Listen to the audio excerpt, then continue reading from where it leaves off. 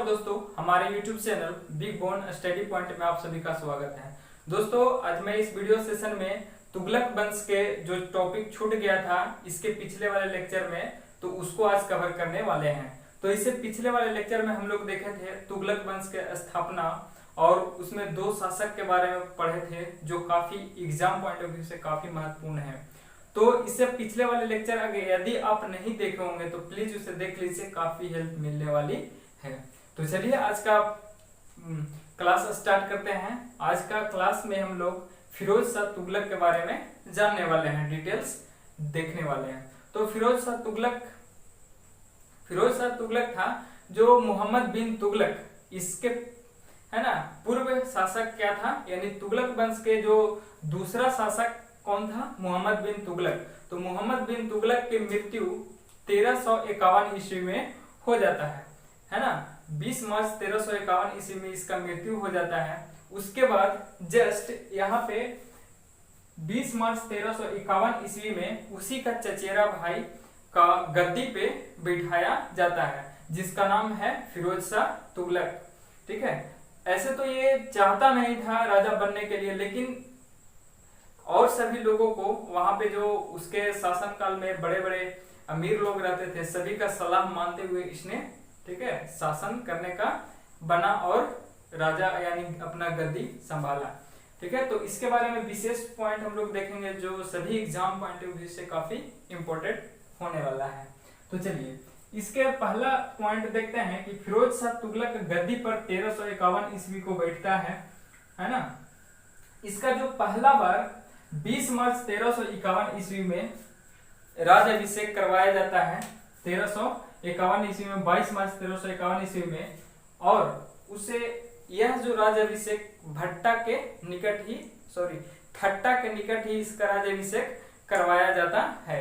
उसके बाद पुनः इसका राजाभिषेक दिल्ली में अगस्त 1351 ईस्वी में करवाया गया था। तो आप इसे भी याद रखिएगा कि इसको दो बार क्या राजाभिषेक करवाया गया था, पहला ठट्टा में और दूसरा दिल्ली में करवाया गया था। अगला पॉइंट है कि उमेला वर्ग की सलाह को मानते हुए धार्मिक आधार पर इस्लामिक राज्य की स्थापना की। फिरोज शाह तुगलक क्या था कि हिंदू धर्म को बहुत कम महत्व देता था और इस्लाम धर्म को बहुत ज्यादा महत्व देता था। तो इसका संबंध था उमेला वर्ग से। तो उमेला वर्ग की सलाह को मानते हुए इसने किस धर्म का, इस्लामिक राज्य का गठन किया। तो आप इसे भी याद रखिएगा कि इस्लामिक राज्य का गठन किसके द्वारा किया गया था, तो उमेला वर्ग के सलाह पे फिरोज शाह तुगलक के द्वारा किया गया था। उसके बाद जो अगला पॉइंट है, इसने सेना में वंशवाद का बढ़ावा दिया और सैनिकों को वेतन के रूप में भूमि देता था। इसके बारे में थोड़ा सा जान लेते हैं कि मोहम्मद बिन तुगलक के शासनकाल के दौरान वहां का जो व्यवस्था था है ना, काफी अच्छा था। खिलजी वंश के जो शासनकाल के दौरान जो चलाया गया था सैनिक व्यवस्था, उसको बरकरार आगे रखा था और उस समय भी इसका शासनकाल ठीक ठाक था सैनिक व्यवस्था। लेकिन इसने क्या किया, इम्प्रूवमेंट किया, बदलाव किया, और इसने सेना में इसको वंशवाद, ठीक है, वंशवाद का बढ़ावा दिया। वंशवाद कहने का मतलब कि यदि कोई सैनिक भी कार्यरत है, अपना नौकरी कर रहा है, तो उसके जो बच्चे होंगे वो उसको है ना नौकरी करना होगा। तो इस तरह से हुआ। तो वंशवाद करने के कारण क्या हुआ था कि इसमें काफी ज्यादा भ्रष्टाचार फैल गया, और भ्रष्टाचार फैलने के कारण इसका जो सैनिक का था वो बहुत ज्यादा स्थिति खराब हो गई थी। और इसमें क्या करता था कि जो सैनिकों का वेतन था वह जमीन यानी भूमि देता था वेतन के रूप में। चलिए अगला पॉइंट देखते हैं कि जगन्नाथपुरी मंदिर को क्षतिग्रस्त किया है ना, और इसके द्वारा जगन्नाथ मंदिर को क्या किया, क्षतिग्रस्त करवाया गया था है ना। और जब यह नगरकोट अभियान के दौरान जा रहा था, उस समय ज्वालामुखी मंदिर को भी अपमानित किया था। और इसी के दौरान इसी में एक व्यक्ति था जिसका नाम था एरोजुद्दीन खान। क्या नाम था, एरोजुद्दीन खान। तो इसने ज्वालामुखी यानी नगरकोट अभियान के दौरान ही 1300 पांडुलिपियां लेकर के आया था और उसके बाद इसको संस्कृत से फारसी में अनुवाद करवाया गया। तो आप इसे भी याद रखिएगा। और यह जो संस्कृत से फारसी में अनुवाद करवाया था, इस पुस्तक का नाम था दलाइते फिरोज शाही। क्या नाम था? दलाइते फिरोज शाही। तो आप इसे याद रखिएगा, काफी इंपॉर्टेंट है, ठीक है। और इसमें एक और चीज है कि यह जो अनुवाद था किसके द्वारा किया गया था? तो यहाँ एक विद्वान था अपौदीन, जिसका नाम था अपौदीन। तो अपौदीन के द्वारा ही संस्कृत से फारसी में अनुवाद करवाया गया था। अगला पॉइंट देखते हैं कि इसने अपने आर्थिक एवं प्रशासनिक सुधार के कारण इसे सल्तनत काल का अकबर भी कहा जाता है ना। यानी जो अपना आर्थिक व्यवस्था था और जो प्रशासनिक व्यवस्था था उसको काफी हद तक ठीक किया था, है ना। मोहम्मद बिन तुगलक के अपेक्षा काफी हद तक ठीक किया था, इसलिए इसे अकबर के नाम से भी जानते हैं। उसके बाद जो अगला पॉइंट है कि इससे निर्माण एवं लोक कल्याण कार्य के कारण इसे सल्तनत का कल्याणकारी शासक कहा जाता था, है ना। और लोक यानी एक अच्छा शासक होने के नाते लोगों के बीच समस्या को देखता था और उसका अच्छा से निदान करता था, समाधान करता था। इसलिए इसे एक अच्छा, है ना, इसे निर्माण एवं कल्याणकारी कार्य के रूप में इसे कल्याणकारी शासक, है ना, इसे भी आप याद रखिए, कल्याणकारी शासक कहा जाता था। अगला पॉइंट देखते हैं कि इसने 24 करों को समाप्त कर 4 नए कर लगाया था।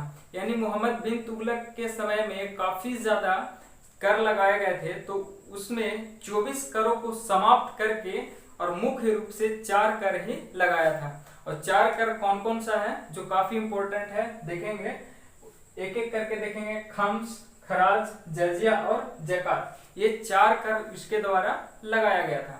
अब एक एक को देखेंगे कि खम्स क्या था? तो खम्स लूटे गए माल पे लगाए जाने वाला कर था, खम्स, ठीक है। और खम्स कहते किसे थे? तो जैसे सैनिक किसी भी अभियान पे जाता था तो वहां से जो धन लूटता था, तो लूटने के बाद 1/5 भाग, है ना, लूट का 1/5 भाग, है ना, राजा का और 4/5 भाग सैनिकों का होता था। 4/5 भाग सैनिकों का होता था। और यह जो भाग था 1/5 भाग, इसी को खम्स कहते थे। तो आप इसे भी याद रखिएगा। अगला जो है खराज है, तो यह एक लगान कर था। लगान कर कहने का मतलब कि वहां जो कृषि फसल जो उपजाते थे कृषि लोग, तो उस पे जो कर लगाता था वही इसमें, है ना, कौन सा था? खराज कर उसे कहते थे। अब इसके बारे में बता दें कि यह जो था 1/3 से 1/5 भाग लगता था। यह कृषि उपज पे लगने वाला कर था और यह 1/3 से 1/5 भाग लगता था। 1/5 भाग लगाया जाता था। तो आप इसे भी याद रखिएगा। अगला है जजिया कर। तो जजिया कर एक धार्मिक कर था। कैसा कर था? एक धार्मिक कर था जो गैर मुसलमानों पे लगाया जाता था। गैर मुसलमान कहने का मतलब कि सभी हिंदुओं पर लगाया जाता था। और यह कर था, इसके पूर्व में केवल ब्राह्मणों पर लगाया जाने वाला कर था, लेकिन इसने क्या परिवर्तन किया कि ब्राह्मणों के साथ साथ सभी हिंदुओं पर भी यह कर लगाने का आदेश दिया। तो यह भी काफी इंपॉर्टेंट है। और इसने हिंदुओं को जिम्मी कहा था। क्या कहा था? जिम्मी कहा जाता था इसके द्वारा। और तो यह जो था धार्मिक कर था, एक प्रकार का धार्मिक कर था। उसके बाद अगला है जकात। जकात था जो मुसलमानों पर लगाए जाने वाला कर था। और यह जो जकात था यानी कुल आमदनी का 2/5 भाग लगाया जाता था। कितना? 2/5 भाग लगाया जाता था। उसके बाद इसके अलावा इससे पहले इस पॉइंट को देखते हैं कि इसने 300 नए नगरों एवं 5 नए नहरों का निर्माण करवाया। इसके द्वारा 300 नए नगरों का निर्माण और 5 नए नहरों का भी निर्माण करवाया गया था। लेकिन जो नहर था तो उस नहर से पानी लेकर के जो किसान कृषि उपजाता था, है ना, फसल उपजाता था, तो उस पे अलग से टैक्स देना पड़ता था। तो वह कर था 1/10 भाग लगता था, ठीक है, जो सिंचाई कर कुल उपज का 1/10 भाग लगता था। उसके बाद इसने 300 नए नगरों का निर्माण करवाया, जिसमें काफी इंपॉर्टेंट है, जिसे आप याद रख सकते हैं, जो यहाँ पे है ना, फिरोजाबाद, हिसार, फतेहाबाद, फिरोज शाह कोटला, जौनपुर और फतेहाबाद, ये काफी इंपॉर्टेंट नगर हैं जिसे आप याद रख सकते हैं। और इसके साथ ही साथ फिरोज शाह कोटला दुर्ग का भी स्थापना इसके द्वारा किया गया था। अगला है जो, अब देखिए इसमें इसके द्वारा ये निर्माण एवं लोक कल्याण कार्य के लिए इसे कल्याणकारी शासक कहते थे। क्यों कहते थे?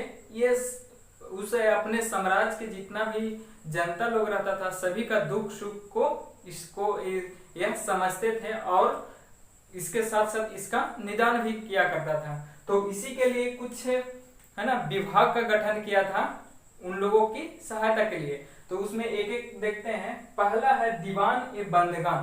पहला जो विभाग है दीवान ए बंदगान। दीवान ए बंदगान में क्या होता था कि यह दासों के लिए बनाया गया था, दीवान ए बंदगान। और इसमें एक चीज और है कि सल्तनत का यह पहला ऐसा शासक था जिसमें सबसे अधिक दासों की संख्या थी। यह थी 1,80,000 इसमें के शासन काल में दासों की संख्या। उसके बाद जो अगला है दीवान ए खैरात। दीवान ए खैरात विभाग था। इसका उद्देश्य था कि आर्थिक व्यवस्था, है ना, आर्थिक सहायता करना, यानी वहां पे जो गरीब, बहुत गरीब महिलाएं रहा करती थी, है ना, विधवा महिलाएं रहा करती थी और गैर हिंदू मुसलमान यानी महिला लोग को इसमें आर्थिक सहायता किया जाता था। तो उसे दीवान ए खैरात कहते थे। उसके बाद दारुल गफा खैराती, यह भी एक विभाग था। इसमें अस्पताल से संबंधित था, जरूरतमंद को इलाज करवाया जाता था और इसके द्वारा सिक्कों का भी चलन किया गया था। तो इसके द्वारा 2 प्रकार के सिक्के का चलन किया गया था। पहला था आधा और दूसरा भीख। तो आधा था जो जीतल का 50% भाग, जीतल का 50% भाग जिस सिक्का का होता था वो आधा कहलाता था। और दूसरा था भीख। तो भीख था जो जीतल का 25% भाग हुआ करता था। और ये था सिक्का जो चांदी एवं तांबा का मिश्रण से बनाया गया था। तो चलिए फ्रेंड, इसका कुछ और भी महत्वपूर्ण बिंदु हैं जिसके बारे में देख लेते हैं। तो इसका जो अगला बिंदु है कि इसके द्वारा फारसी भाषा में अपनी आत्मकथा फुत्तू, है ना, फुतुहात ए फिरोज शाही, ठीक है, की रचना की। यह जो शासक था यह काफी पढ़ा लिखा हुआ था, तो इसका अपना बायोग्राफी खुद ही लिखा था, ठीक है, आत्मकथा यानी अपना बायोग्राफी खुद ही लिखा और उस पुस्तक का नाम था फुतुहात ए फिरोज शाही। तो आप इसे याद रखिएगा, ये डायरेक्ट एग्जाम में पूछ लिया जाता है। अगला है कि इसके द्वारा जियाउद्दीन बर्नी एवं शम्भ ए सिराज अफीफ को अपना संरक्षण प्रदान किया था। क्या किया था? ये जो 2 थे, 2 लोगों को क्या किया था? अपना संरक्षण प्रदान किया था। तो इसे अभी याद रखिएगा। अगला पॉइंट है कि इसके द्वारा खिजराबाद में एक टोपरा गांव है, तो खिजराबाद में टोपरा से और मेरठ से अशोक के 2 स्तंभ को लाया गया था। तो इसी के शासन काल में यह काम किया गया था कि खिजराबाद यानी टोपरा गांव से और मेरठ से 2 अशोक का स्तंभ लाया और दिल्ली में इसका स्थापित किया गया था।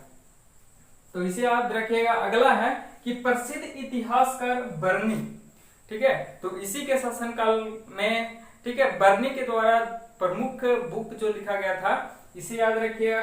क्या क्या चीज है? तारीख ए फिरोज शाही, ठीक है, तारीख ए फिरोज शाही और फतवा ए जहांदरी, फतवाए जहादरी, ये 2 पुस्तक बर्नी के द्वारा लिखा गया था। और उसके बाद इसका मृत्यु सितंबर, ठीक है, 1388 ईस्वी में मृत्यु हो जाती है। उसके बाद से छोटे बड़े और भी इसके शासनकाल आए जो काफी कमजोर हो गए थे, और उसके बाद से कुछ दिन तक चला था, है ना, 88 हो गया, 88, उसके बाद कुछ दिन तक चला, उसके बाद फिर तुगलक वंश का समाप्त हो जाता है। तो उसमें अगला पॉइंट है कि तुगलक वंश का अंतिम शासक नासिरुद्दीन, ठीक है, महमूद तुगलक था। कौन था? नासिरुद्दीन महमूद तुगलक था। यह इस समय तक यहाँ का शासन व्यवस्था इतना कमजोर हो गया था कि इसका जो शासन था ना, दिल्ली से पालन तक ही सिमट कर रह गया था। ठीक है फ्रेंड, तो इसे याद रखिएगा, ये डायरेक्ट इस तरह से पूछ लिया जाता है, ये काफी इंपॉर्टेंट है पॉइंट। अगला है कि 1398 ईस्वी में तैमूर द्वारा आक्रमण किया गया था। अब तैमूर कौन था?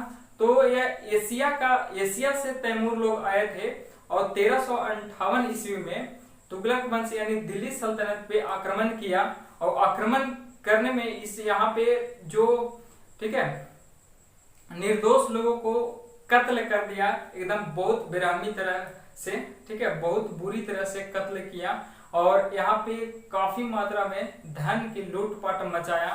और उसके बाद, और ये सभी काम में यहाँ एक शासक था, एक व्यक्ति था खिज्र खां, तो इस काम के लिए खिज्र खां इसे काफी सपोर्ट कर रहा था।